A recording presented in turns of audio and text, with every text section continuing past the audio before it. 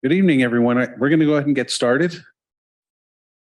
I want to welcome you all to this town hall to talk about the county's capital improvement program. We'll start with just having staff introduce themselves, and then I'll share the agenda and talk a little bit about the plans for this meeting. I'll kick off. My name's Steve Lynne. I'm the county manager. Good evening, everyone. My name is Juan Rael. I'm the Public Works Director. Hello, I'm Anne Laurent. I'm the Deputy County Manager.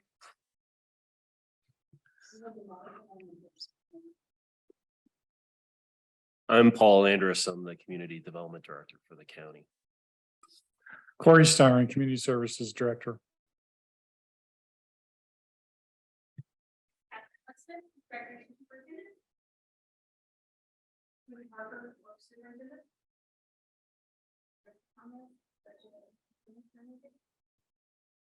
Eric Martinez, Deputy Public Works Director.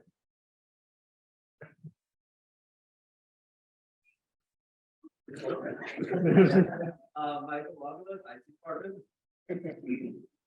I'm Kurt, IT Department. Okay, that's all the counties that, Julie Williams Hill is in the hallway, but she's the county's public information officer. She's trying to get in touch with our public, with our utilities representative. And we do have our council chair, Denise Durkis, here. So we'll go ahead and want to put the slides up and we'll share the agenda. And I already broke the first reminder and rule. So I want to remind everyone, this is a hybrid meeting. So we do have some folks online. And when it comes time to questions and answers, Anne's going to remind me, which means that anytime you want to make comment or ask questions, we're going to ask you to come up and use one of the microphones, please. Otherwise, the folks that are participating remotely aren't going to be able to hear anything. So thanks for doing that. We'll try to keep this relatively informal. You know, we have some structure so we can move through the items. So the agenda here, we'll talk about the purpose of this meeting.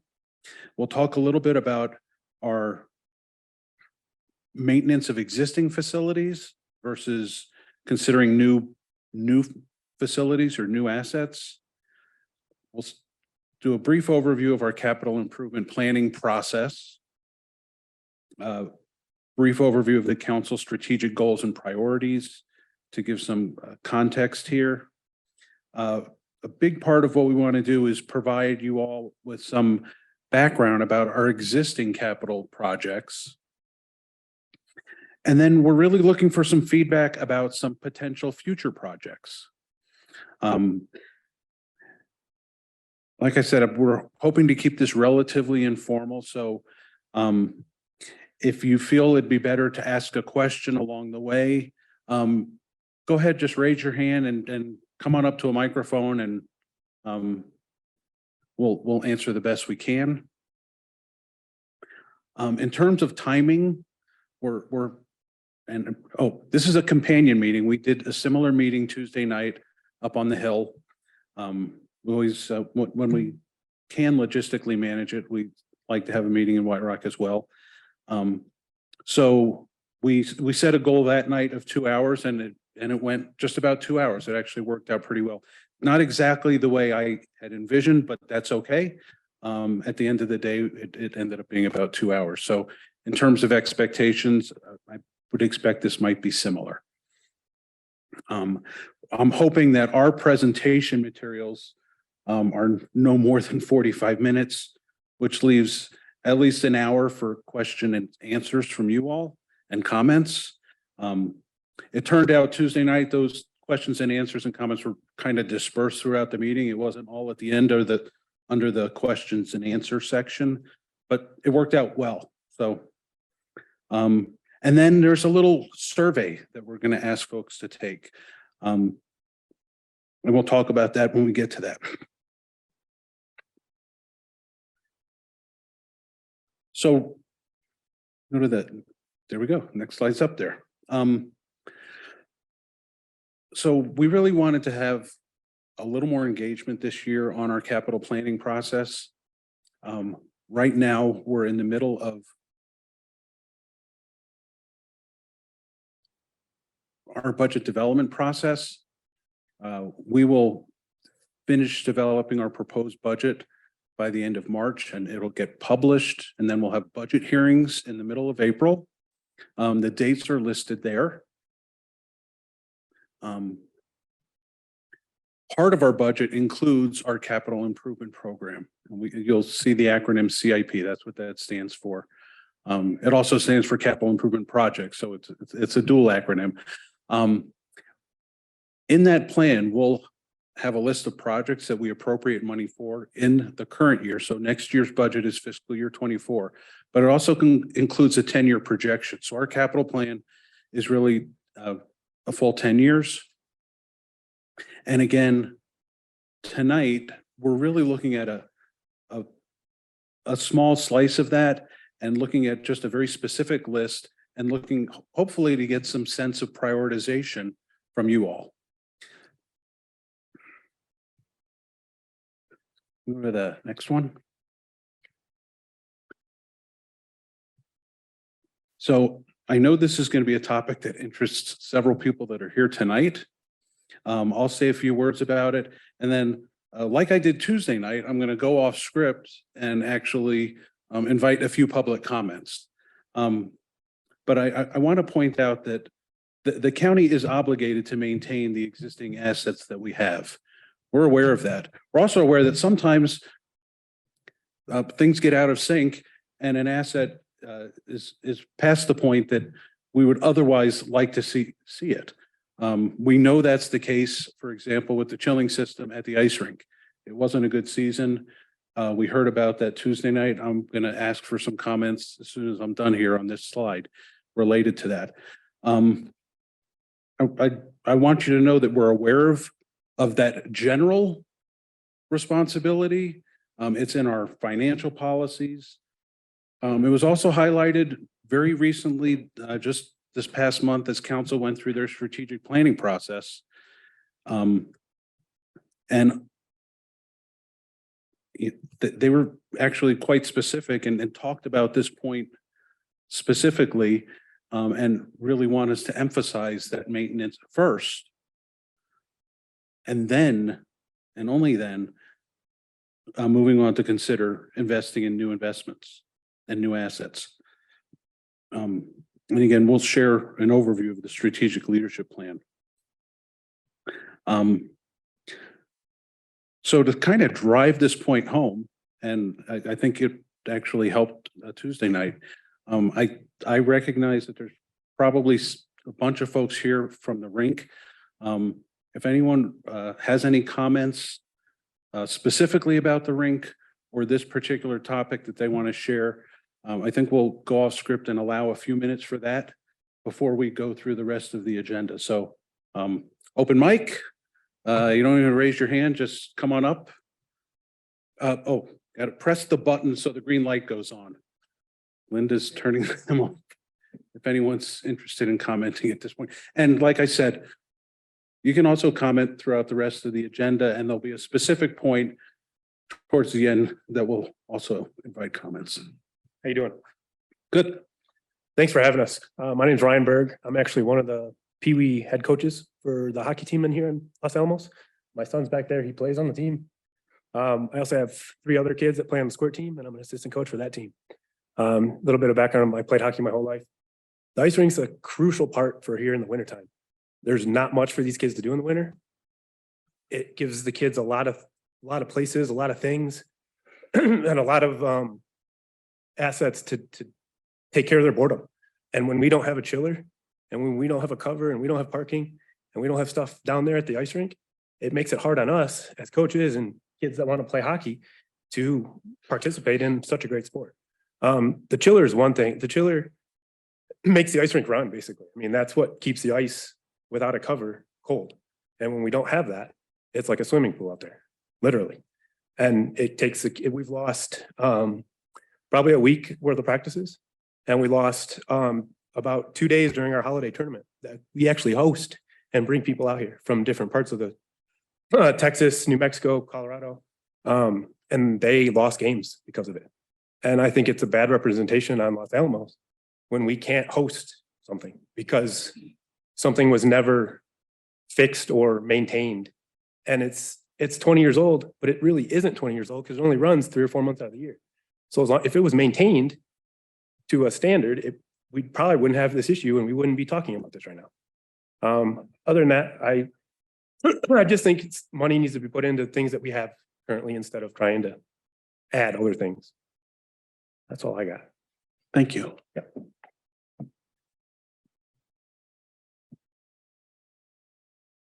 Hi, I'm Mary Alice Hawkins. I am a longtime player with the Los Alamos Derby Dames, and I'm also the head coach of the Los Alamos Cherry Bombs, which is our junior team. So there's a couple of things that I'd like to kind of follow up with. We too have the same problem, except for we're in the summer. We need the cover. So as you've had trouble with the chilling, it crumbles the concrete. So what we've been finding is year after year, as it hasn't been maintained, there is a crumbling of the surface that we play on. And so with that, we've had to try to patch it up and it becomes dangerous for skaters. We also host tournaments, but guess what? We're hosting them in Taos. And the reason why we're hosting them in Taos is because we do not have a reliable space for rain and for our surface. We can practice there. We love our rink. Coming back from COVID, I literally cried skating at our rink again because it was just a beautiful, I love our rink. We are not looking for a permanent cover like Taos's venue. We're looking for a retractable. The reason why that's going to benefit both hockey and roller derby, for us, for roller derby, it's going to be shade for the hot months that we're there. There's times where I've had games down there and my juniors always have to play first. And we've had heat exhaustion because it's so hot at that time of the afternoon, like 5:30. So a shade would be perfect. The other piece for that is that it could be retractable, and that's what we're asking for. That retractable is going to be able to allow both the beautiful evenings and also keep the shade from the afternoons so that we can host tournaments there. And when we talk about hosting tournaments, we're the same way. Right now, we have 7 teams that are coming in April to Taos from Texas, California, Colorado, and both us and Albuquerque. So we have players that are coming from Taos to play in in Los Alamos, Santa Fe, Albuquerque, and our local people. So we are the roller derby for this area. So it's not like we're talking about a few people. So this tournament that we're hosting is hundreds of people that Taos is going to get that income for hotels, food, that kind of thing that Los Alamos is losing out on. We host games from April all the way to October. And so every month we are hoping, fingers crossed, that we can skate at the rink, but our backup is always Taos because it is a covered rink. So we would love to maintain what we have. The locker rooms are gorgeous. Have we really been able to use them? Probably not as much as we should have because of the condition of the rink. We really would like to make this happen for all of our kids and our adult skaters. So thank you so very much. Thank you.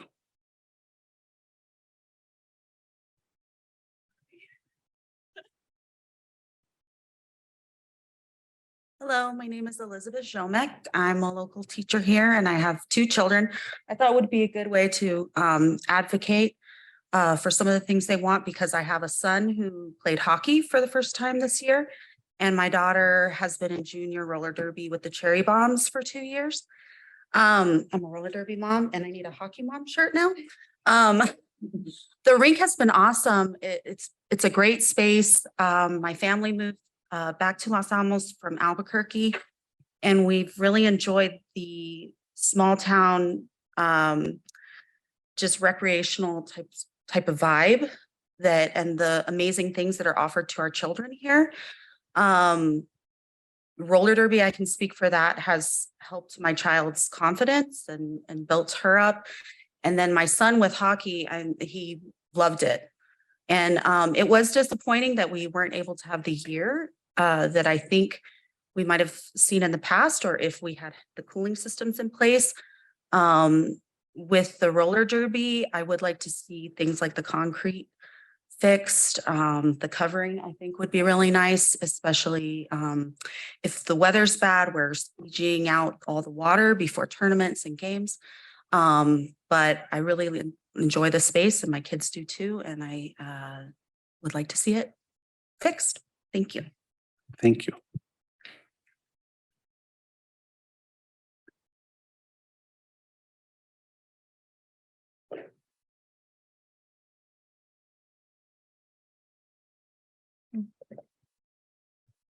Hi, I'm Colton. I'm from the Pee Wee hockey team.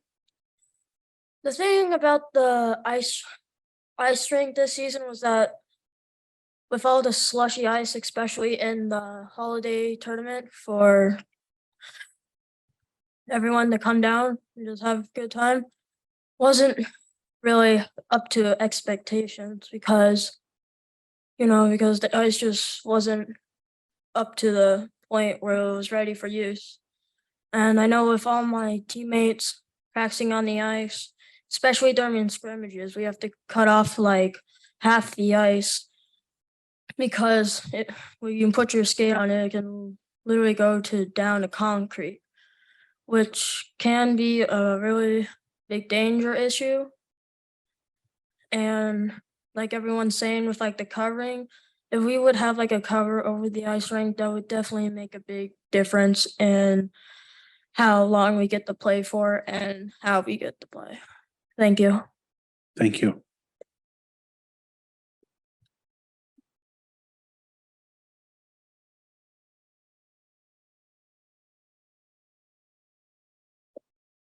Hi, my name is Cheyenne Haig. I'm a student at LAHS and I've been playing junior roller derby for almost 7 years now, since I was 9 years old. I've been playing at the ice rink for as long as I can remember. And, going back there summer after summer and seeing the concrete, deteriorating and making it harder to play on and having to substitute for like the Y or Taos, like in games, like AP said, is very hard to watch. And, as a skater, it's not safe for us to play consistently on the ice rink, and we really want it to be that safe place for us. So we would really appreciate it if it was fixed. Thank you.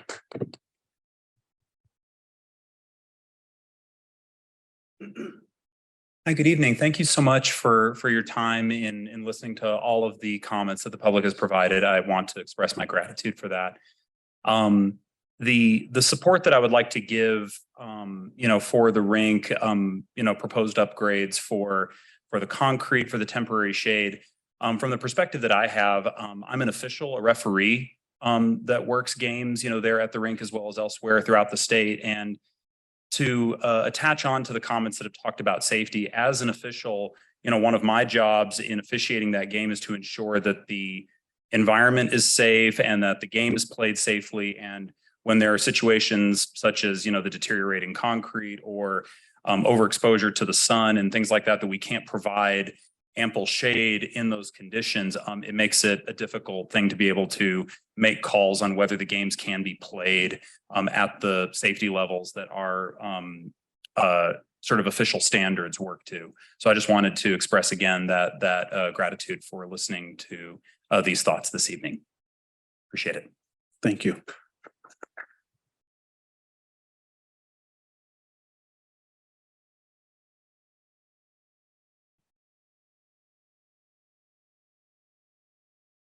Anyone else? Okay. Well, we'll say last comment at this point. Again, plenty of opportunities throughout, but go ahead. Thank you, Steve, for letting me speak, especially again. Certainly. What I want to say is now more than ever, if we can work together in the next few weeks to provide some sort of temporary shade for us, that would be wonderful. And I think it would help hockey in the beginning of the season till we get the chiller units up and running. And I also want to tell you, the hockey league has 366 members right now. Roller derby has approximately 120. And that includes refs, volunteers. So I just want to let you know that's how many people there's out there. And that's not including the public skaters. Thanks for letting me speak again, Steve. Not your last chance either, but thank you. So I want to express my appreciation for you all sharing the comments. It's important to highlight this particular issue. And I think I'll say, unfortunately, this is a good example. So again, I appreciate it. With that, I'm going to go ahead to the rest of what we have in the agenda. One of the things I'll mention is when we get to the list of projects that we're looking for input on, it's a short list. I can tell you up front so that you don't be alarmed when you see the list. Major maintenance projects like replacing a chiller are not on that list. Those are, and however, there is an empty box on the list for any other comments you want to add about our capital planning. We're definitely hearing you about this, and I know 100% that particular asset, the chilling system, is something that's going to be worked on this summer. The other improvements are something that we'll be considering as we go through the rest of our planning cycle. So the comments are definitely being heard. Okay, so it kind of leads right into this next slide, our capital planning process. Our projects don't just materialize, or they're not happenstance usually. We have a set of guiding documents that help us. One of those is the strategic leadership plan that the council provides. We have other broader documents. We have a county comprehensive plan. We have downtown master plans. And those are sort of broad guiding documents. We also go through a wide variety of assessments and surveys. And the county's involved in a lot of different programs and activities. So they vary depending upon which aspect of the county that we're talking about. And you'll hear tonight from Public Works and Utilities. James Laurent has joined us from Utilities. He's deputy over engineering there. So just a few examples here. For our roads, we do a pavement condition index. Utilities has asset management teams.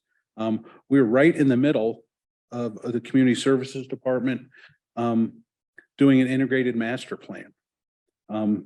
Really good information coming out of that process that's going to add a lot of good insight into the existing planning process that we're going through right now. Once we have a list of projects, we do some preliminary scoping, some preliminary estimating. After projects have some sort of initial approval, we'll go through and we'll do final design, get all the funding in place. We'll implement those projects. We'll start using those assets. And you see maintenance is on the list again. We consider it throughout the process, especially when we're adding a new asset. It's something that I'm not sure if 15 years ago, if we were deliberate enough, but I know in the past 10 years, as we've considered all of the new assets that we've added, we've included planning for maintenance costs as well. So things like the splash pad down here in White Rock and the new Leisure Lagoon. As those projects were being considered, we had placeholders in our budget for maintenance. And the cycle just starts over again. And again, we do it every year, but it's also a 10-year horizon we look at. Go to the next one. So I've mentioned this a couple times. Our county council recently updated their strategic goals and priorities. So one of the things we're trying to do is realign our capital planning process and consider our projects within these broad areas. So there are 5 broad goals that council established: quality governance, operational excellence, economic vitality, quality of life, and environmental stewardship. And you'll see these categories and then some of the priorities underneath referenced throughout. So I just wanted to share this big picture. And then highlight that there's really, out of those 5 areas, it's really turns out that most of our projects are generally falling into one of these 3 groups. A lot of things fall under infrastructure, asset management. And that's primarily our existing assets.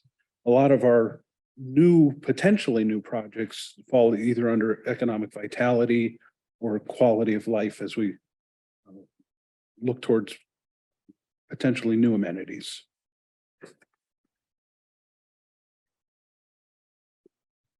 So what we're going to do now is dive into an overview of our existing capital projects. And we're going to start sharing the mic so I'm not doing all the talking and I can get a sip of water. So Juan will kick off first. Thank you. Thank you, Steve. So this list represents a mix of mostly roadway projects in various stages of either study, design, or in the case of the Arkansas 33rd, 34th Street project, soon to be construction. So these projects also contain a mix of New Mexico state grants and federal funding, in addition to the county CIP funds. So this really is, this isn't the exhaustive list, but these are all projects that are, like I mentioned, in various stages. So a couple that I just want to highlight here, since we're within a stone's throw of the New Mexico 4 crossing and multi-use trail improvement. This was a project that we applied for a state and MDOT grant. And this project will provide a secondary crossing of New Mexico 4 near the La Vista area, just right down the road here. The what I would consider the major crossing is tied to a development agreement for the mixed use. So the blank piece of land that's right outside these doors here is slated for a mixed use development, and with that, within that development agreement was a new traffic signal at Sherwood and New Mexico 4. And so that'll be a primary crossing for pedestrians across New Mexico 4. Then this is to supplement that. And that we're looking at tying into the existing trail network. That's right behind here, that goes back behind the splash pad and toward Pinon Elementary in that area. So these projects are typically roadway, but Public Works also has some capital projects, and Mr. Styron will get into some of those later in a later slide, but mostly roadway, and the taxiway safety project is tied to our airport. And so this project is unique also because this has a lot of funding, particularly from the Federal Aviation Administration at about a 90% split. So it's a really good value for the county.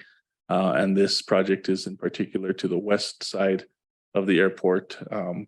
The way that that's currently configured, it doesn't meet current design standards. And so there's a plan and process. Currently, we're in the preliminary engineering phase of that project. But this is sort of just an overview of the capital projects as it pertains to roads. Thank you. Thank you, Juan. Before I hand the mic over to James to talk about utility projects. I want to amplify a little bit of what Juan was alluding to in terms of grant money and really the variety of funding sources for our projects. The way the government, the way our counties organized and local government accounting works, we have general governmental activities, and then we have what are business type activities. And so utilities falls into the business type activities. And so their funds are segregated and generally not intermingled. So when you hear James talking about utility projects, those are all paid by your utility bills. When you hear Juan talking about roads, that's kind of a mix of general county revenues, our gross receipts tax and property tax revenues, along with grant money. We do a pretty good job of chasing those grant dollars, and it's something that is over the past couple of years has really changed our capital environment. There's a lot of state and federal funding available that wasn't 5 years ago. So there's a lot more opportunity, but it does take a while to get those dollars here and get them programmed into projects.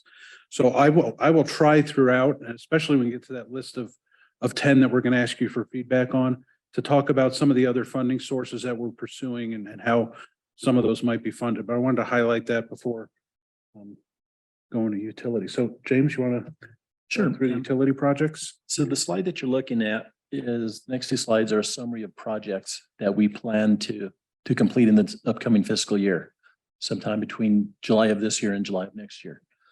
So you'll see that the format, we've got a dark header and a list of projects below. So the first one's electric production. A little closer. All right. So electric production, you'll see the 5 projects. They're all related to the 2 hydroelectric plants that the county operates, one in Abiquiu and one in Novato, just below both dams. So the first one's a new office addition in Abiquiu.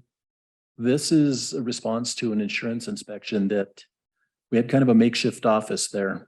And opposite the wall where our staff are, there's a big transformer. So there's potential danger should that fail. There's usually possibly an explosion. So we're gonna get a new office addition there.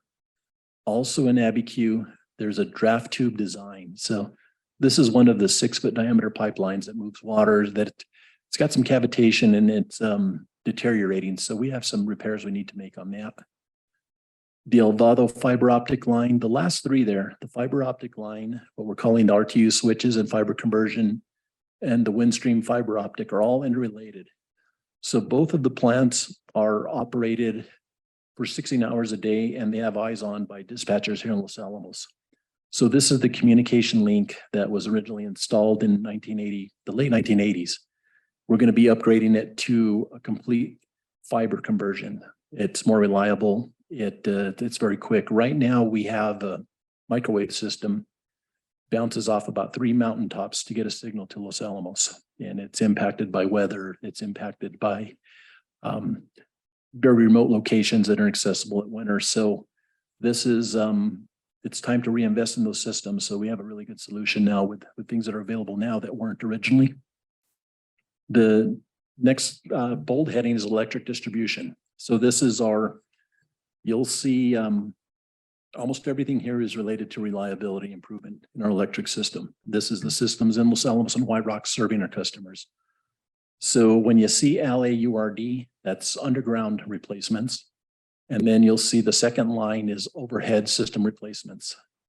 Something to note there, you'll see that there's quite a bit more money going into underground than overhead, because that is where, everything's assessed. You look at the modes of failure and where you're experiencing your failures. So it's some of the older buried wires that need to be replaced. So we're 1.2 million there. And then we have a couple $100,000 to react to we have some troubled areas that are spot fixes in the overhead system and have some money to respond to things. We're targeting Town Site, Circuit, Fairway and Trinity neighborhoods. In White Rock, we're going to be doing some work in Pajarito Acres. And then recloser replacements, golf course and Pajarito Acres. So those are all things out in the distribution. The EA4 power line replacement. This is a design of a major power line that it's actually, as you're driving State Road 4 towards Los Alamos, there is some power lines on your left-hand side, on the west side. So that's a Lano line, and somewhere about Los Alamos Canyon as you approach Los Alamos County on that end, it's a county line. So this thing it's been in place a long time. It operates a well field, it operates part of the town, it operates our wastewater plant. So we're trying to get ahead and plan the replacement of that. It's such a critical line, and it's just that approaching the end of its service life. So I think if we could go to the next slide, we'll hit a couple other of the funds. So our gas system, that's actually the gas distribution up on top. And so you'll see SCADA pressure sending stations. So SCADA is supervisory controls and data acquisition systems. This is the telemetry to monitor flow and pressure and things remotely. So you can sit in the office on the computer and you can see what's happening in the field.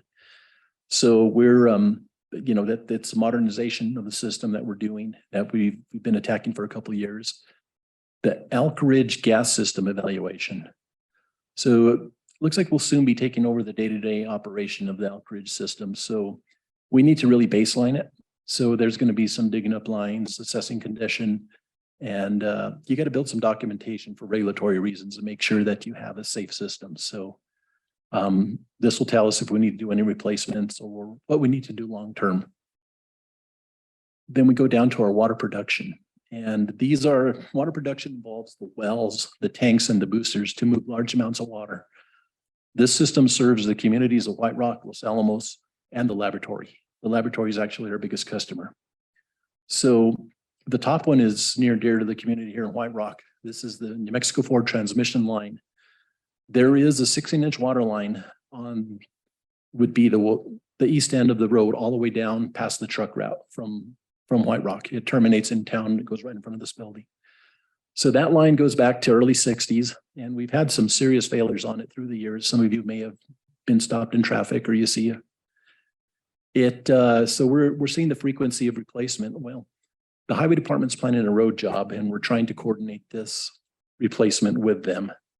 So right now we're actually in the running to get $5 million from the legislature.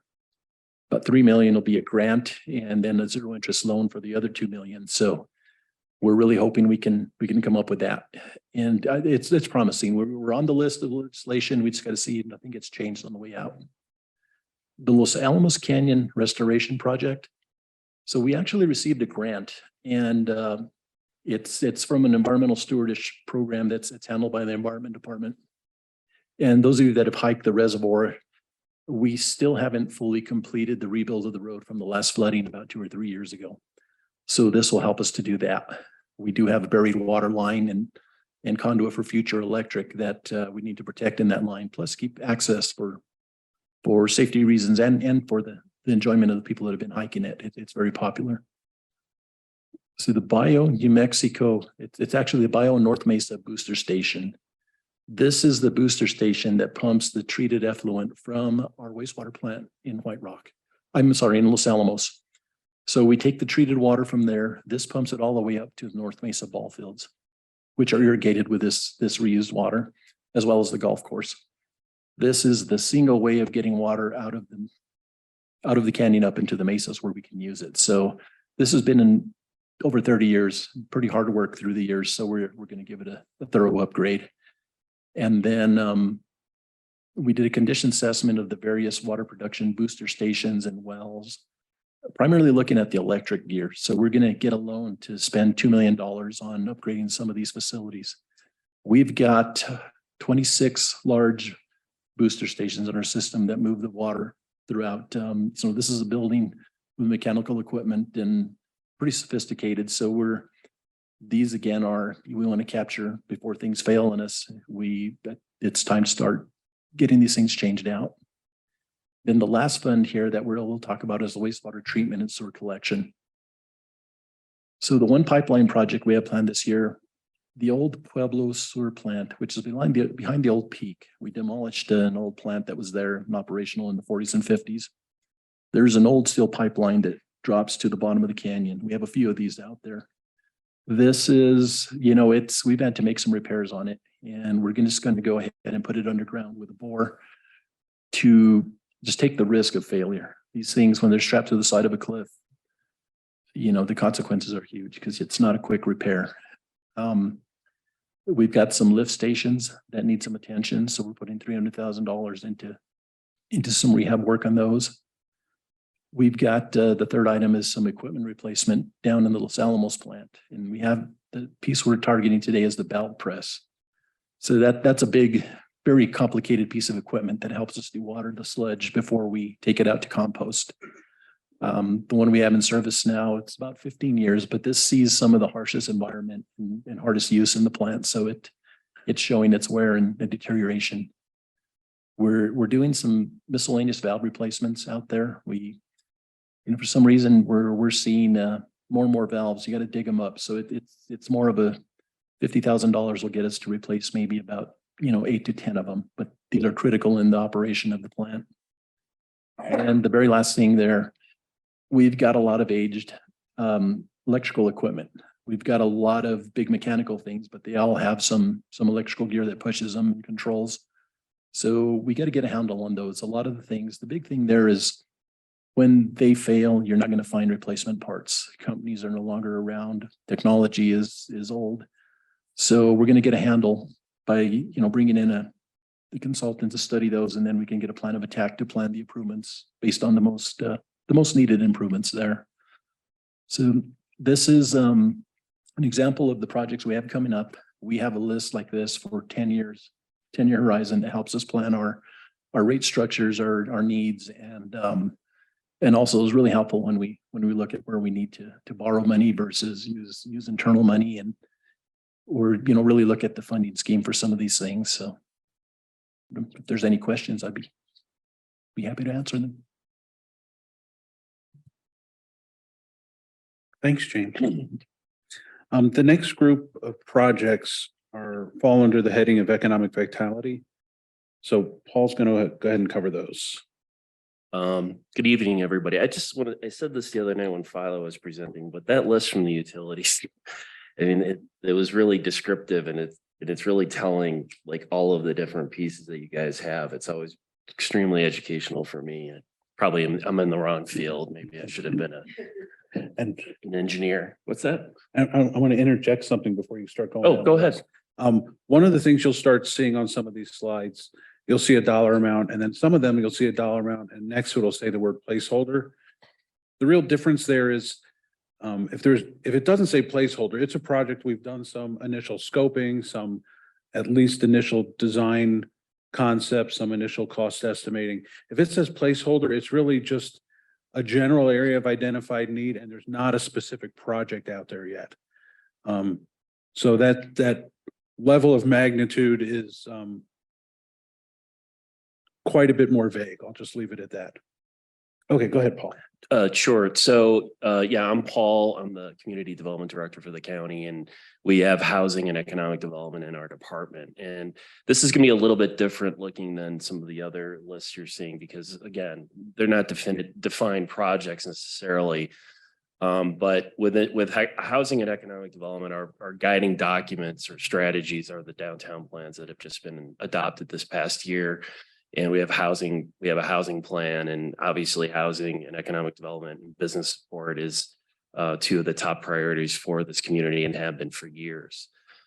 Specifically, just at the top here, we have just to show what the county has done to support projects that have come in to the county from the development world, where we have been able to, and council has funded or pledged land toward a project to make it happen, to bridge the financing gap, to make these projects viable. And two of those projects are happening right now down at DP Road.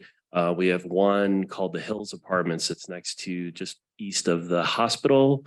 As you drive by, you'll see that that's been going vertical and should be hopefully completed by the end of this year.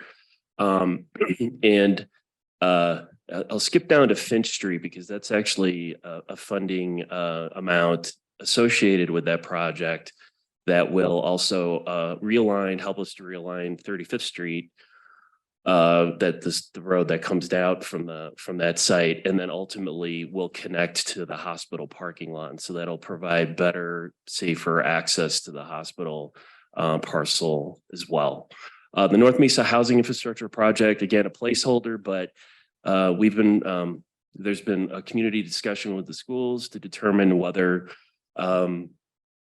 it's possible or feasible to look at a housing development on the middle school site, 30 acres that are just to the east of the middle school. And again, that's in the early phases of discussion. But should it come to fruition on some level, we want to be there to help be a partner to the process. DP Road is not necessarily that line item isn't necessarily a housing project, but it is a budget item that we've had for about 2-3 years now to help improve the stretch of DP Road from the fire station all the way to the gate to TA 21. And that's to support the businesses that exist there right now with sewer, water, electrical, but also help serve the county-owned site that's now called A16, which we're looking at potential for commercial industrial development down the line. That project, just like a lot of things the past few years with COVID and prices and commodities and such, right now is the bid that we have received is quite more significant than the amount of money that we have. So that's a conversation that we'll probably be having as part of this process and with council as well. Next slide. Again, these are projects that are and line items that are there to be so that we, the county, can help when the opportunities arise to be a partner to a potential project. Deacon Street is actually a project that's been on our books for a few years, but because of a variety of different interests of redevelopment in the downtown, that has been put on hold. It was specifically to help improve that stretch of Deacon Street that's between 15th and 20th downtown, and make that a little bit more inviting. But we're hoping that we have actually some redevelopment projects where we might be able to use those funds to help augment or improve or support that actual redevelopment. And that goes the same for the Los Alamos downtown parking, trying to work in conjunction with the laboratory's efforts to deal with regional transit and getting folks up the hill and getting folks around the hill when they're up here, and try and figure out how to integrate a parking strategy that will support their efforts as well in transit planning.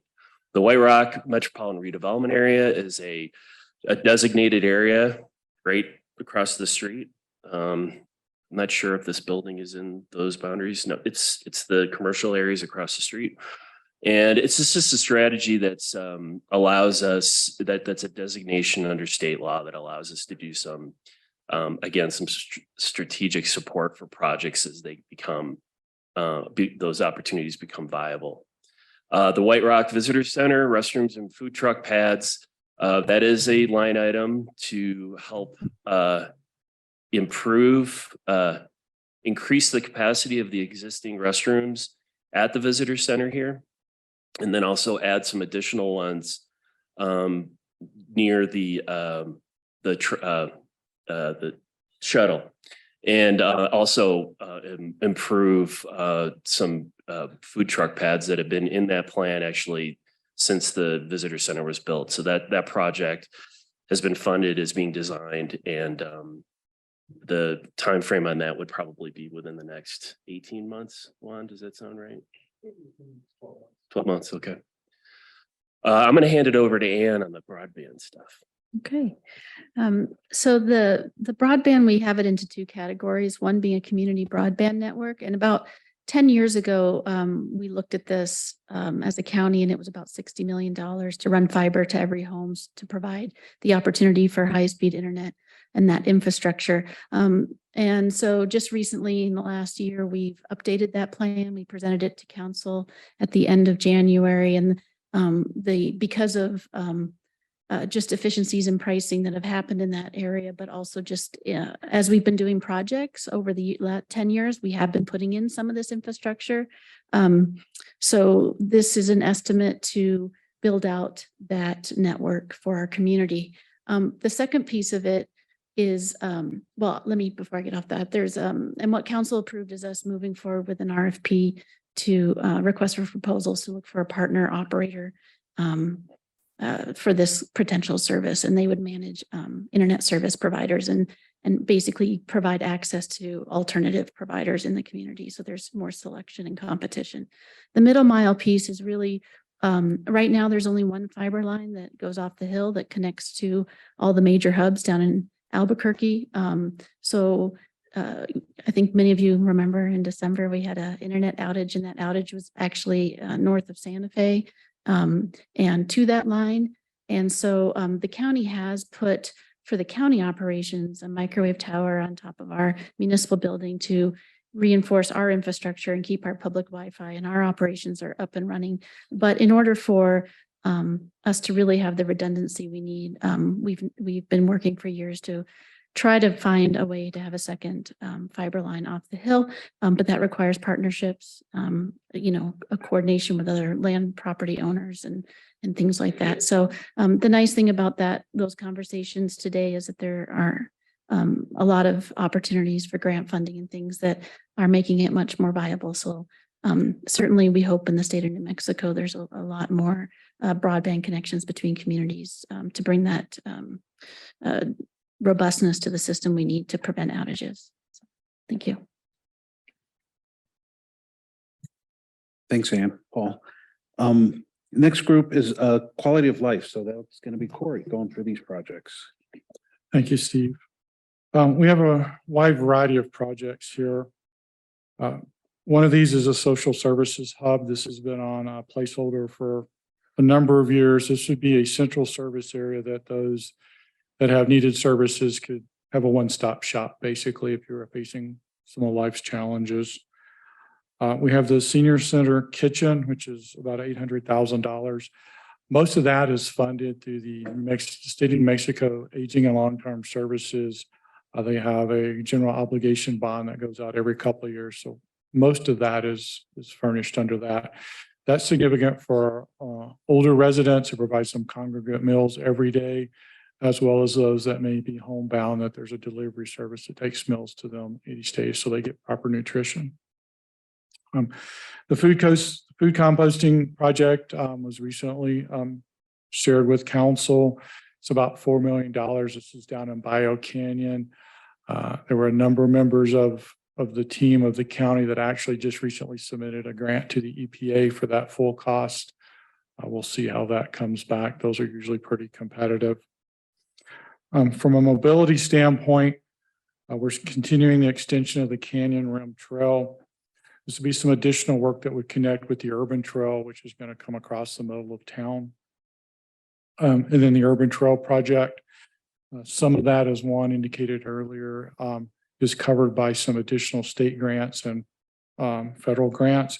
But this would be a trail that connects across town, the town site. We have a lot of east-west trails. This would be kind of one of our north-souths that would go basically from the middle of town through the historic district and then drop out kind of over by the aquatic center, so you could actually get across town now.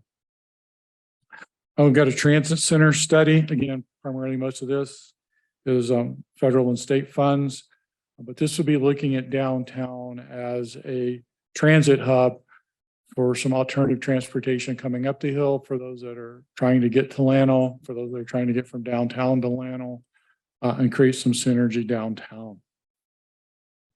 On the next slide, we've acquired the Women's Army Corps dorm. We've gone through a scoping exercise with this, but this is a placeholder amount that was approved to look at how can we build that. There've been some scoping and we've got a preliminary design that's being worked through. From open space and parks, we've got the golf course improvements, the second phase that is coming around.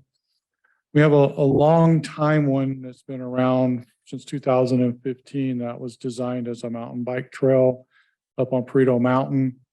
We're going to have some rescoping conversations about that. That'll be in April with council about changing that to maybe something we can use more in the canyon. We already have a community rec space in Los Alamos. This has been a conversation between the county and the school district. This would be a gymnasium opportunity approximately across from the middle school and San Ildefonso area there. It'll be a joint use facility. We received $400,000 from the state of New Mexico to do the additional design and study. And then we'll have a conversation about the additional funds you'll see in a minute. We have some community space here in White Rock. We're able to partner with the school district on the Chamisa and Pinion Elementary School renovations that they're just about ready to start.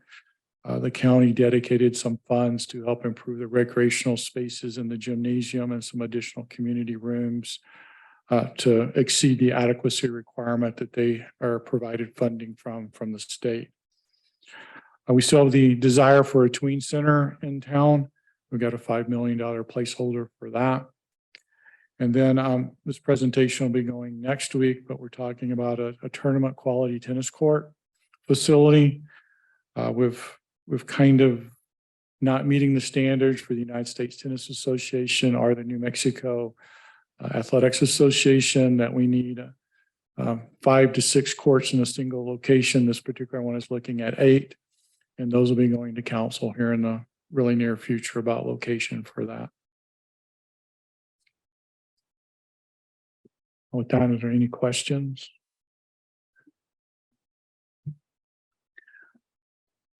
Oh, come on up to the mic.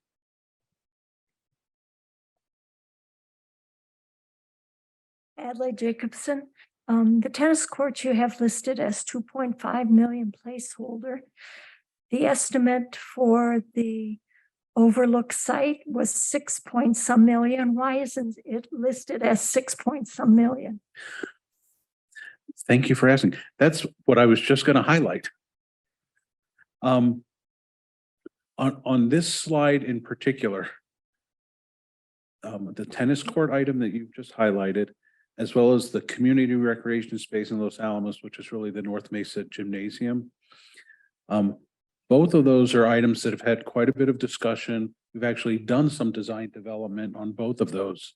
And you'll see when we get to the list of the 10 projects we're asking about, those 2 projects are on that list as well, but at their new higher amount. And part of the reason I wanted to highlight them is it's part of the reason why we're asking for this feedback. One of the things we've experienced over the past couple of years are supply chain issues associated with COVID, quite an extraordinary inflation associated. And so we're going to have to do, as we develop this next capital plan, a fair bit of juggling. And we really, for some of the large potential new improvements, hearing about priorities is going to give us a sense of, okay, where on the list should these be? Should they stay on the list? How far out? Because again, it's not all in a single year. It'll occur over the next 5 to 7 years. And so that's what part of this feedback will be. But, in our existing budget, those are placeholder numbers. But in reality, in terms of our current preliminary design and estimating that we're doing, you'll see on that next list, the courts says 6 million, and the community rec space in Los Alamos is 16 million. So these are numbers that were prepared in what year? I'll share the evolution on these 2 in particular. The tennis courts has probably been on the list for 6 years. A few years ago, the placeholder was 1.25 million. I believe it was just a year and a half ago that we doubled that to 2.5. So the 2 big reasons for the change from 2.5 to 6 million. One is just the general inflation that we talked about. Second has to do with site selection. So a lot of those preliminary estimates, the placeholder amounts, presumed locations near assets that were already developed. As the community discussions occurred, all those locations got eliminated, and we've ended up with basically 2 locations where there is not much that's been developed. So there's a lot of additional site development costs associated with the remaining 2 that have also added to that bottom line. The community recreation space, that placeholder was originally 6 million, probably 3 years ago. I think again, it was last year that we increased it before the design work began and before the big inflation spike hit. And again, it's really just the past 6 months that we've seen with some design development, really incorporating some of the higher prices, that's 16 million. So is the community rec space for White Rock, is that 7.5 million placeholder accurate? Yes, from the county's perspective, and I'll explain what that means. That one shouldn't say placeholder. The schools are in the middle of doing replacement projects for both the Pinon Elementary and Chamisa Elementary. Like the North Mesa gym, we've been talking to them about partnering on improving recreation space so that not just for their use, but for broader community use. Because of their construction schedule on the replacement of those schools, it made the most sense to accelerate that project to be first, and take advantage of their construction and their planning process. So we went through a design process with them on improving recreation and meeting space. And this is the amount that our county council has said we will contribute. So it's really at this point, so from a county expenditure perspective, that's the amount that we've committed. We have a general sense of what that does. It takes it from, if the schools are just using the state funding, they use the term adequacy. It gives a very limited space. Our additional dollars basically improve and make those spaces bigger, add some community meeting spaces, those sorts of things.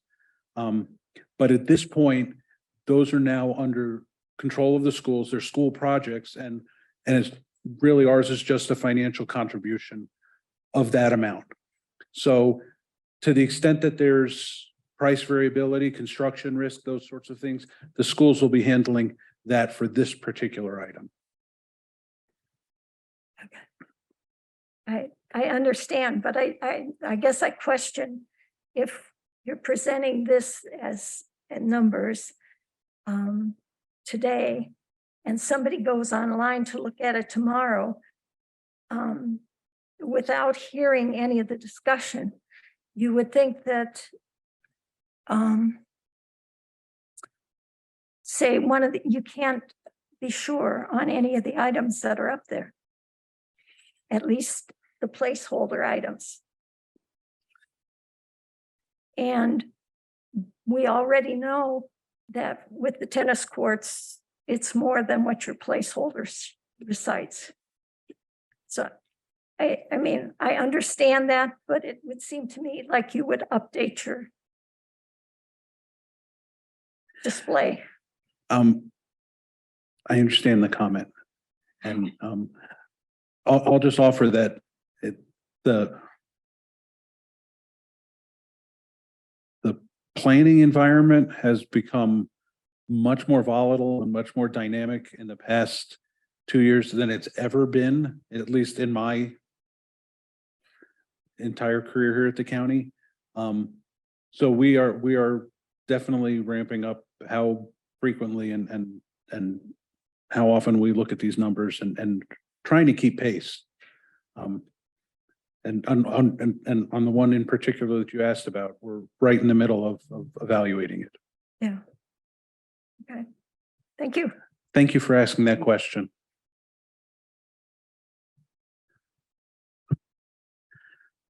Hello, I'm Greg Weiss from Piedra Loop. I'm a frequent trailer user here in Los Alamos County, and the trails are the recreational resource that are used by virtually every resident of the county. What I see with our trails here is they lack any meaningful trail design, and many of them they suffer from erosion when we get rain and snow melt. And what I would like to see the county do is create a multi-year plan to improve the trails, rebuild as necessary, and make them more sustainable in the sense that that water runoff is managed and trail use is managed, And I don't think it's something that you do in 1 year, but I think a 3 to 5 year plan is what we should do. So thank you. Thank you for that. And I'll just add, in both of our recent surveys, not that it's surprising it to us at all, but the value and the use of trails is quite high in the community, and we're well aware of that. And I think it was Corey was alluding to this under the what used to be out there as an item for Pyrito mountain bike trails. We are going to be talking to council about rescoping that to do that, some of that aspect of that sort of trail planning countywide. It's a comment we heard quite a bit also this summer when we saw unprecedented rain and quite a bit of overgrowth as well. So it's been highlighted recently as an issue. So thanks for that comment. Okay, so the other thing we wanted to share, and this is really just one aspect. So I want to give a little context before we dive into this, because I got a question Tuesday night about how do projects get on the list? How do we prioritize them? Part of it has to do with our assessment and survey process. And again, it varies depending upon which function. So one of the things we do every 2 years is a community survey. It recently went out. We recently got those results. And what Anne's going to share here in a minute is a segment of those results, especially the segment focusing on the questions that we asked about capital projects. I already alluded to the community services integrated master plan that's going on. We also did a separate survey in that endeavor, and there's a lot of good information there. That's not being shared tonight just because we're trying to limit the time and the volume, but we'll be using the community survey, the integrated master plan, all the feedback that we get from you all and from Tuesday night. We're going to leave that survey open for another week or two to allow others to participate. But again, that's again a limited view. There are a lot of other factors that come into play. Talked about all the new grant money that's available.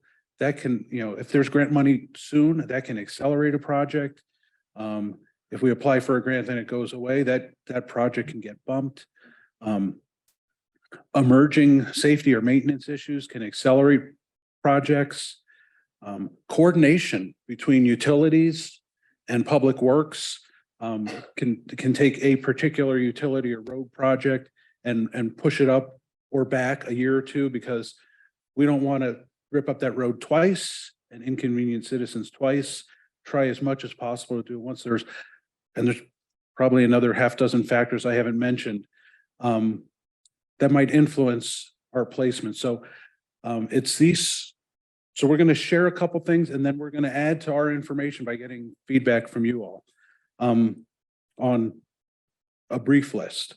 So Anne, you want to run quickly through the survey info? Yes, I'll go quickly in the interest of time. And so there's really just 2 questions that was on the community survey that related directly to CIPs that we're presenting on. These are not the entire results. And there was a statistical sampling, valid sampling surveys that were sent out to specific randomly selected addresses. And then you could either take it on paper, you could, it had some sort of connection to take it online. And then there was a second at some point in the process, and this was back in November, December 2022, we opened it up for anyone who wanted to take it, and it was available online. So these results are both of those responses put together. And if you are interested, on our website, we do have all the results of this if you want to dive into it a little bit deeper. But this question was really just about, and this was based on Council's 2022 strategic goals that were very similar but differently worded and formatted in the community survey. And that had to do with, so this one just had to do with what were the top 3 priorities that the council should focus on, the county should focus on for the next 5 years. And I'm not going to read all the results, but you can certainly see they're listed from the most frequent responses to least. And you can see certainly local business environment, housing and infrastructure were the top three, with open space, recreation and cultural amenities coming in number 4. The second question we wanted to talk a little bit about was an open-ended question where we just said, thinking over the next few years, what one capital improvement project would you like the county to pursue? And we received over 800 responses. And what we did was we went and took those and we've categorized them at 2 levels. The first level is on the county's 2023 council's 2023 strategic goals. And then we, as a secondary categorization, was the priorities that are under each of those goals. And I'm just gonna, and these are the 868 responses. You can see that the majority of them were for economic development, quality of life, and operational excellence. As Mr. Lynne mentioned, that's where the majority of our projects are falling. And those 2 at the bottom are just, we did get responses that didn't really relate to CIP, and a handful that said, I just don't know. And then as looking at each individual goal, not at all of them aggregated, we had 300 of those responses were in the economic vitality arena. And you can see how those break down with community broadband and downtown revitalization being the top 2. The next highest number of responses fell into the category of operational excellence, with hands down infrastructure asset management coming in as the priority. And I will say that any of our existing assets where the comments were about fixing the ice at the ice rink would have fallen in here, not as a new asset. The next one was 188 for quality of life priorities, similar amount of responses, and majority of the responses fell in the category of open space, parks and recreation. This is where you would see responses like cover the ice rink, or I want a new covered ice rink, or something like that. So that's where these new amenities are falling. And the second was mobility. There was a lot of requests for being able to make connections or have additional transit, or be able to bike and as an alternative to getting in a personal vehicle. Quality governance, we had 69. A lot of this came under intergovernmental relations, largely because we received responses about wanting to improve or widen roads or amenities that are outside the county or are not a asset of the county. And so we have to, a lot of them are very important, but we have to work with our partners to try to get those projects and our improvements made. They're not fully in our control. And then the last one's environmental stewardship. We had 46 responses, with the almost equal responses in carbon neutral energy supply and natural resource protection. This is where things like, fire mitigation and things like that fell. I won't go over these. These are just sort of some assumptions of where we categorize different topics. And then this is just a list from the most responses were in utility infrastructure, primarily electric distribution and the reliability of that. Downtowns was the second one, and broadband was number 3, and with parks, recreation, and trail amenities coming in number 4. So that's it. So just a quick question. Yeah. Thank you so much for providing sort of the layout of how those different responses in the survey, broke into those different categories. I'm wondering if the categories look at potential overlap where some of the projects may be able to meet, for example, the environmental stewardship thing along with quality of life or economic vitality. And I was wondering if you could maybe speak to the potential where projects may be able to overlap and meet those various goals. Thank you for that question. So there were, I would say, somewhere around 30 or so responses that certainly people elaborated on the importance of what aspect, why they were proposing something or supporting something. And it sometimes fell into 2 categories. So there was about 30 responses where we actually put it under 2 goals, in a separate priority for that reason. But in our council strategic plan for 2023, they were pretty clear on what types of categories they wanted to put where, because we're trying to build a dashboard and track those in one area. But I think your question's a really good one.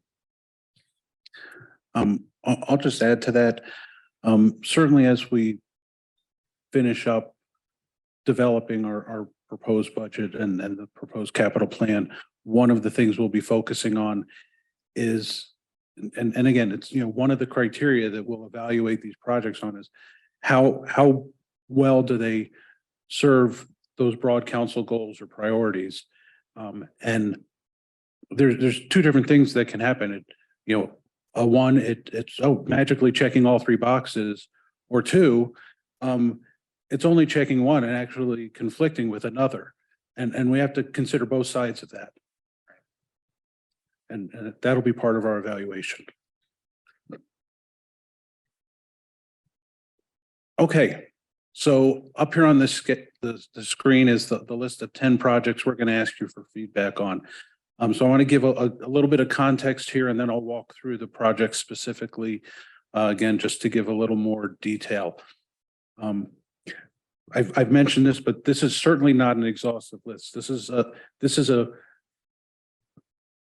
specific subset, and I'll explain why we put these ones up here. Just for information, they're listed alphabetically. These are not prioritized. So we're not intending any rank here. That's actually what we're asking you for. We're going to ask you to prioritize and rank this list. Again, the time frame here is over the next 5 to 7 years. And I've mentioned this, but again, I want to highlight this. This list is primarily new assets. You'll see we've talked about some of them before because we've had quite a bit of community conversation on some of these, or they're in our existing capital plan. But none of these are under construction yet. So they have the potential to occur sooner or be pushed back later. And it's really some of the new community feedback we're getting, some of the new inflationary costs, some of the emerging maintenance needs that are really putting pressure on our overall planning process and limiting our ability to do as many of these as quickly as we might otherwise want to. So when you're thinking about this list, think about that context. Again, which one should be happening first? When you get to the survey, again, there will be an open question. So if there's something else that's not on this list, or some other comment you want, some other factor you want us to be considering, please add it in that open box when we get to that. So I'll quickly run through, give a little more background on some of the projects we haven't talked about, and then Julie will talk about the survey process. I think Anne already talked about the community broadband network. Again, that's fiber to the premise. It'd be, excuse me, open access, which means multiple ISPs could be providing service over that. Downtown parking, that is just a placeholder. I'll just mention that the downtown master plan that was done actually identified 3 potential locations. So as we consider the future of our downtown, some sort of parking is definitely envisioned there. Downtown revitalization, we didn't talk specifically as much about this, but again, we definitely know from both a housing and a business support perspective, revitalization of our downtowns is something that there'll be plenty of opportunity for. So it could be mixed use. It could take the form of the county just helping with infrastructure. If it happens to be affordable housing and there's county land involved, we can donate that land. It could be a lot of different things. Hemis Mountain Fire Protection Project. I think this is the first mention of this here. Historically, the placeholder for this project has been in the county's economic development fund, not in our capital fund, because the concept has previously been known as the Ski Hill Water Line. However, as we've been applying to the state for money, the focus has really been on fire protection. We got a grant 4 years ago, did some initial small improvements up at the ski hill with a water tank and a water collection system. What this project would do, there's 3 primary components. The main one is still a water line. Because at the top of the ski hill is a 10 million gallon reservoir. And when there's a fire, having that water availability would be just a huge, huge benefit, not to just Los Alamos, not just Lev, but the entire region. So that's the primary goal of this project, get reliable water up to that reservoir. The 2 other aspects of this project, there would be an additional 500,000 gallon tank at the bottom of the hill. And there's also an electric line that runs up to the top of the ski hill, kind of parallels Camp May Road. We really need to get that underground. A lot of folks don't know, right around the time we were having the Cerro Pilado fire last year, there was the piece of that line got knocked down. There was a little fire start. It quickly was put out, so it wasn't a big incident, but it's really a hazard that needs to be mitigated. And it also could be upgraded to help with the water system as well. We are hopeful that between the state and the federal government, a lot of this will be grant funded. It is a relatively large project. The folks at the ski hill have actually invested a fair bit of money. So a lot of the environmental work on both DOE land and Forest Service land has actually already been completed by them, which is can be a major hurdle. This one's considered relatively ready to go, but very dependent upon grant funding at this point. We talked about the North Mesa Gymnasium. Again, it's 16 million here because that's our newer estimate as opposed to the placeholder in our budget. Paul talked about the North Mesa housing infrastructure. Again, it'd be great if we eventually get to a green light. And at that point, we're going to need some money to do some infrastructure. Corey talked about a social service hub. And I see we have a discrepancy here. That placeholders, I think 5 million, not 4 million. We talked about the tournament ready 8 tennis courts and had some discussion when there was a question about that. So you can see the newer estimate is 6 million. A little less on North Mesa, a little more down here at Overlook, I believe. The Tween Center, we've got a placeholder there for 5 million. Again, that would target basically the middle school age group. And then I believe Corey also talked about the urban trail that would kind of run through the middle of town, north-south. Any questions about this list before we ask you to jump into survey? We'll just kind of comment on what we have in mind. Sure. I appreciate being with the environmental compliance group with Triad supporting the library, not the library, on the laboratory for the Jemez Mountain Fire action and sort of that environmental permitting. I'm wondering on the community broadband, if is it just within the perimeter of Los Alamos County itself, or is it looking at that potential federal stakeholder or other landholding agencies as well? That's a good question. I'll take a stab at it and then Ann will jump in. Within Los Alamos, within the town site portion of Los Alamos, I know they've evaluated all of our existing infrastructure, so our electric poles, conduit that empty conduit we've already placed. So I would imagine most of that would be an existing right of way, not really a lot of new disturbance.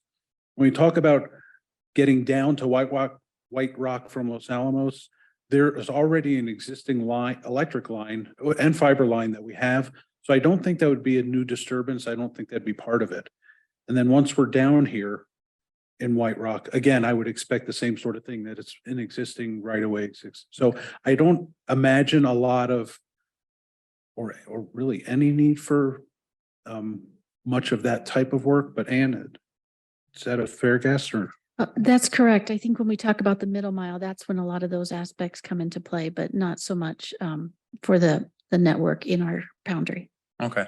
Yeah, on the middle mile, that's just the one I wanted to kind of point to is even with what we're learning, like in existing corridors, like even if it's using an existing right of way, an existing line, we're finding a lot of those interactions with those other stakeholders to be a little bit more in depth than just along that existing right of way with little potential for additional permitting or impact. So I just wanted to pass along that observation for consideration with that estimate. Thank you.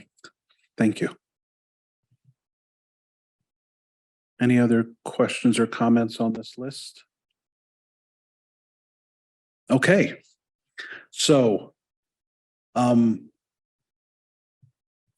next slide says questions and answers. So the last thing we do is the survey. So before Julie talks us through the survey, last chance for questions, answers, or comments.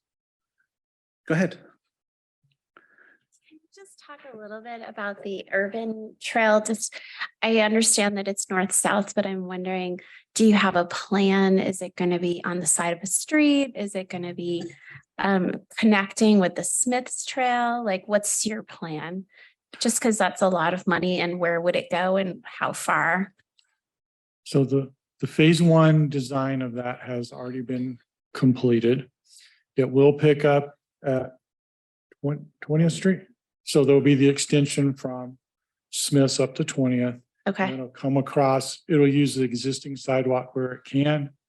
It'll go parallel and behind Central Park Square on the existing Fuller Lodge Trail. It meanders down to Spruce, back down through Canyon Park where the tennis court is. And then there's a crossing about where that entrance is that drops off on Canyon Road and goes back down to the aquatic center. Okay, cool. So predominantly it's on existing sidewalk that's been expanded. Okay, cool. Thanks. And if I might add, Corey, so also just sort of make a a plug for our next T-board meeting, and then we have a member of our T-board here. We'll have an update on the on the urban trail. So we'll provide a lot more maps and things like that. So if you're able to tune in first Thursday of the month, or if not, they'll be online after. It'll actually be a full map and everything. Oh, cool. Thank you. Thanks. We got grant money for that too. Yeah, fair bit of grant money already awarded for that project. With that urban trail, part of it, I think, was stopped because of the development for that hotel that was going to happen. It was supposed to go along the rim, and then because of the hotel being developed, it was discontinued. So is that going to part of the trail going to be restored? Yeah, so that's part of our Canyon Rim Trail network. And so we're actually continuing that to the west. And so currently we're in negotiations with several property owners in that area to acquire just the small amount of right of way that we'll need to be able to build the trail to its full capacity. So along the canyon there, where the hotel was supposed to go, will be resurrected. Correct. Yeah, it hasn't really ever stopped. We're just still, this part of the process is taking a long time because there is right of way acquisitions that are required. We just don't have enough space to build the trail. So we're just working through those easements with the different property owners outside of the land that the county does not own. I would add to at the next Planning and Zoning Commission meeting, which I'm blanking on. We will be talking about height, commercial building and housing building height limitations or restrictions or what have you south of Trinity in that particular downtown area, as well as some parking considerations. Part of that process is using the 20th Street property to show the impacts of some of those recommendations as to how it helps to how that trail system can move through that property when it's redeveloped. So that is an active conversation that we're having. We'll have with planning and zoning, and then ultimately with council as well, using the idea of how building height and how site plan considerations can be realized to help preserve that canyon edge so that the trail can go through that area. Okay, as long as it's still preserved, that's the key. But you're welcome to come to both planning and zoning and council when we discuss it in the public. So Thank you.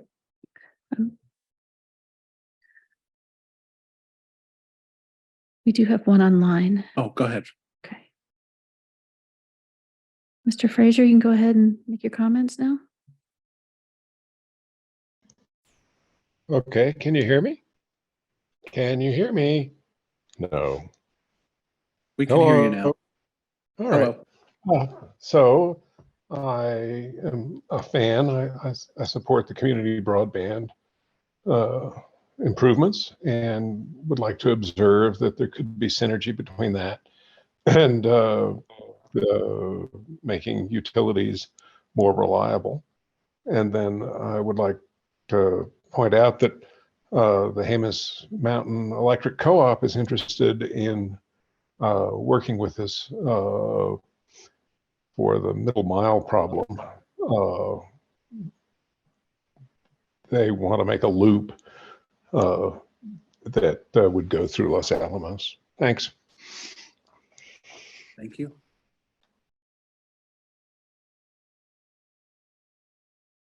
Ms. Metcalf, you can make your comments now. I would like to have a comment on the ice rink. My Go name ahead. is my name is Lane Metcalf, and I remember there was a kid from Albuquerque that came down, and he said this was such a cool place. He said it's so nice and protected, but it's not. And if we want people to come down there and say it, and I love our ice rink. It's amazing. And other people love it too. And we need to preserve it the way it is, but we can't do that anymore. There's things that are stopping that. And if we can't make a permanent solution, because by the time that happens, there are going to be people who are trying to do this, but they can't play hockey anymore. And thank you for listening to me. Thank you.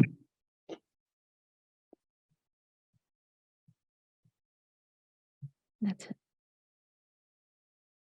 No one else online. Come on up.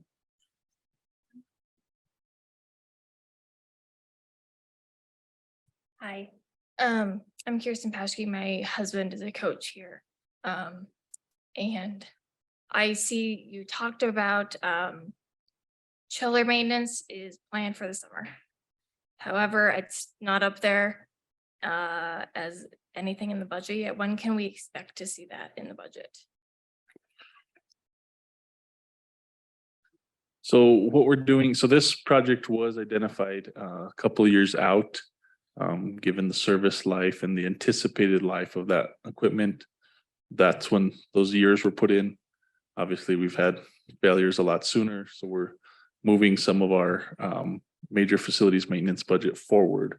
Therefore, it's already funded, so to speak, for the equipment replacement. So right now we're still, now that the season's ended, we're diagnosing exactly what the issues are, so that way we can address the equipment needs, and a little more concerning just the tubing needs and the concrete issue that has been brought up tonight too. So right now we're still scoping it. The equipment part we feel pretty good about.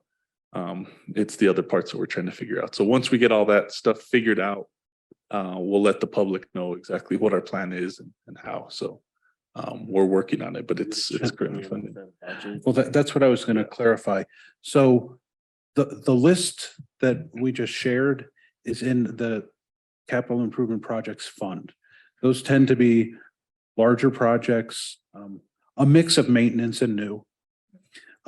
There are other budget pieces.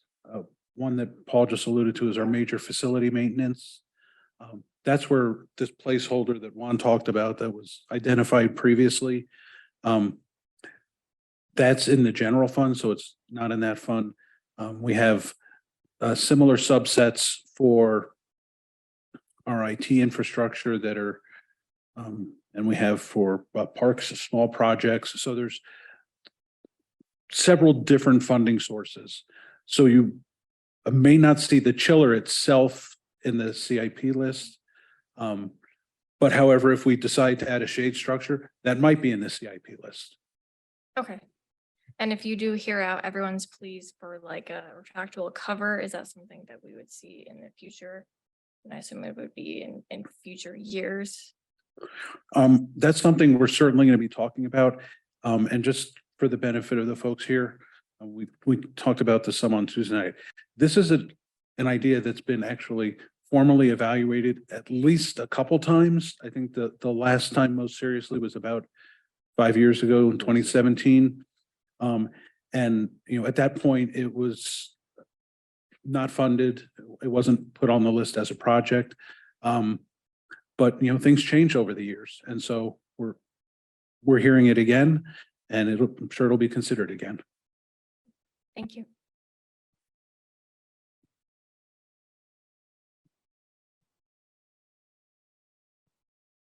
Is there any formula that you use for like capital improvement projects and continued maintenance on your capital improvement projects?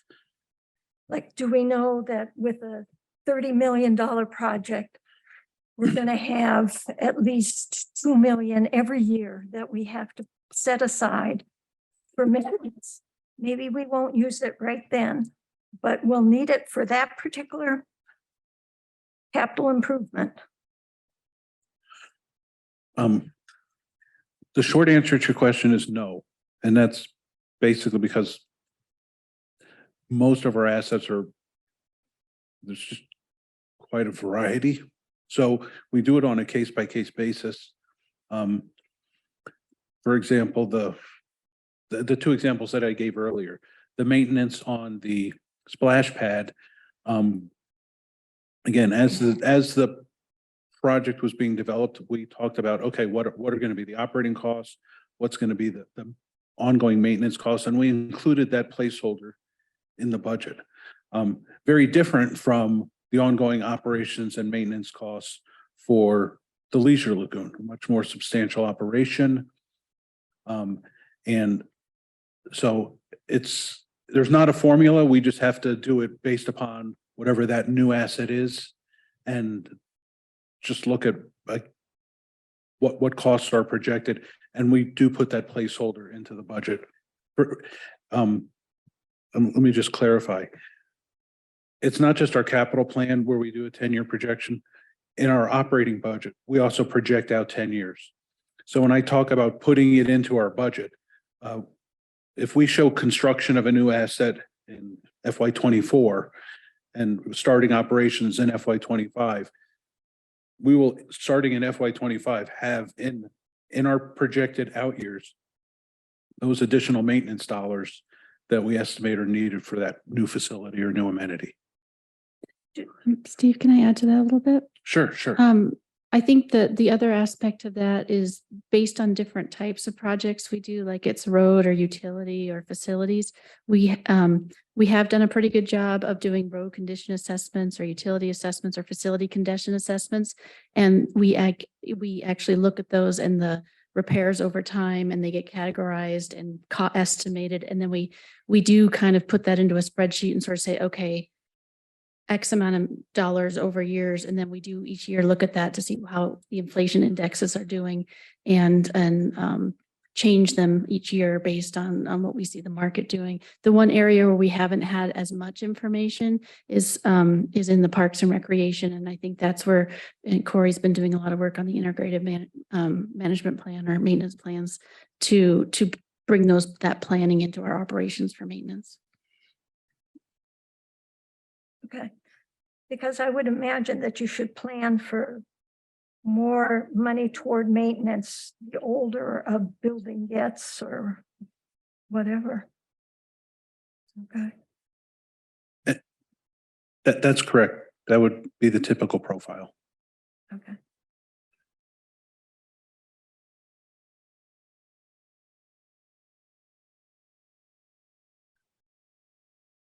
Anyone else? Okay, not seeing anyone, so the time, we're right on time. We were allowing up to 15 minutes for the survey, although it might only take 5 minutes. Julie will walk us through how this is gonna look and work. So, go ahead, Julie. At this point, you to take a quick poll. It's very short, 2 questions. The first is going to ask you to prioritize those 10 projects that Steve just discussed. And so when you log in, this is a Survey Monkey poll. So you're going to either drag the item to the top. Highest is the highest priority, goes to at the top of the list, ranked all the way down to the lowest priority, which will be at the bottom of the list. So you'll do that. And then the second question is going to ask you if there's anything else we need to consider. This is an open-ended question. So as was mentioned before, if the ice rink is something that you feel needs to be considered, that's an opportunity to put it in that open-ended question. So would you go to the next slide? So there's 2 ways to get to this poll. You can scan this QR code on your phone, or you can also log into this short URL here, lacnm.com/CIP-poll, POLL. And if you don't have a phone and you need a hard copy, we have some hard copies here. So you can take and some pens. These are going to number them, 1 being the highest priority, 10 being the lowest priority. And if you need some assistance with the QR code, we have some extra slides, pieces of paper here. If you need to scan it, just raise your hand. And I'll mention, as Steve said earlier, we're going to go ahead and keep this survey open until midnight, March 9th. I will go ahead and share the results after you all finish taking this survey. We do currently have 140 people who have taken the survey from Tuesday.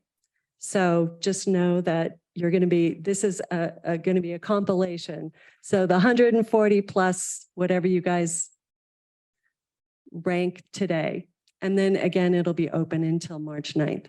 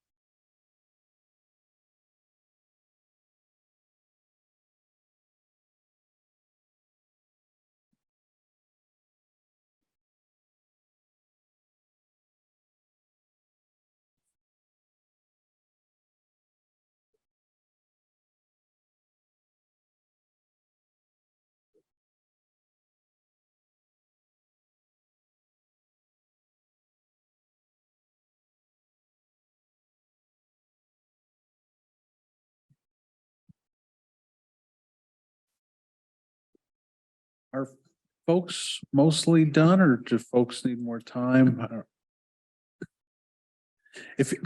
If you want more time, could you raise your hand? There we go. Okay. So it seems like folks are done then. So Julie, you want to share how things are stacking up so far? And again, I'll just highlight, this will be one of the factors that we take into account as we finish developing our proposed budget. And keep in mind, the proposed budget is just one stop along the way. I will highlight that we have a sort of interim update going to council in advance of the proposed budget on March 7th. And then you saw the budget hearings dates. That's when the council will be really making decisions and also be looking for additional public feedback during the budget hearings as well. And certainly anytime after the proposed budget and before the budget hearings, you can always email us and contact us. So go ahead, Julie. So we have 152 now. And these are the results right here. It looks like community broadband and downtown revitalization are a close first. Jemez Mountain Protection looks like that is following, maybe third. Downtown parking and transit hub, right? Is that what that was? And then the North Mesa Gymnasium and North Mesa Housing. And then it looks like maybe Urban Trails, Tween Center, and then it looks like the social hub and tennis courts are a lower priority down at the bottom.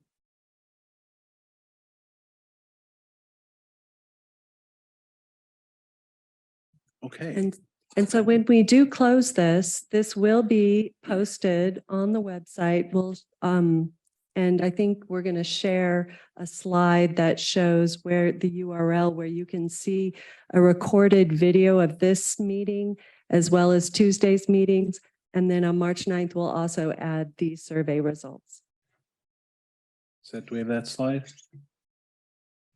Do we have that last slide?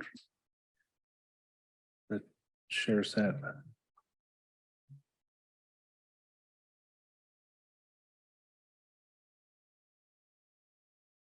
Okay, so as Julie said, that's where we'll be posting these meetings and the final results from this survey. And